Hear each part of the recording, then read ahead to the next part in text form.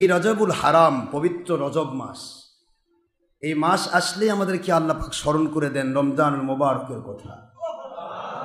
কিসের কথা বলুন তো? রমজানুল মুবারকের রোজা রাখার নিয়ত আছে না নাই? যেটা বলুন। হ্যাঁ, ইনশাআল্লাহ মালিক যদি আমাদের তৌফিক দান করেন, তাহলে আমার নবীজির শেখানো সেই দোয়াটা আগে পড়ে নিতে হবে।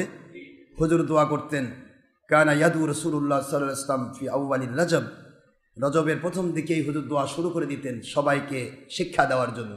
আল্লাহুম্মা বারিক লানা ফি রজব ওয়া শাবান ওয়া বাল্লিগনা রমাদান।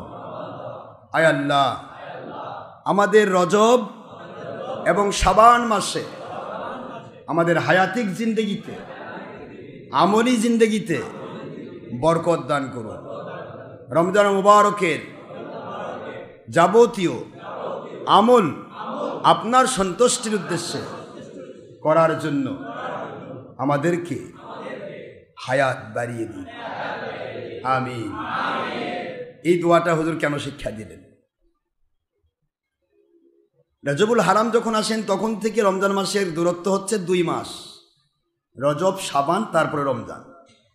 তো রমজানুল মুবারক আসার 2 মাস আগে হুজুর কেন এই দোয়া শিখলেন? এই দোয়া হুজুর শিক্ষা দিয়েছেন কেন জানেন? এটা যদি আপনি পড়তে থাকেন বিশ্বাসের সাথে, আপনার যদি হায়াত নাও থাকে রমজান পর্যন্ত, আমার মালিক দয়া করে আপনার ওই পর্যন্ত পৌঁছায় দেবে, ইবাদত করার জন্য।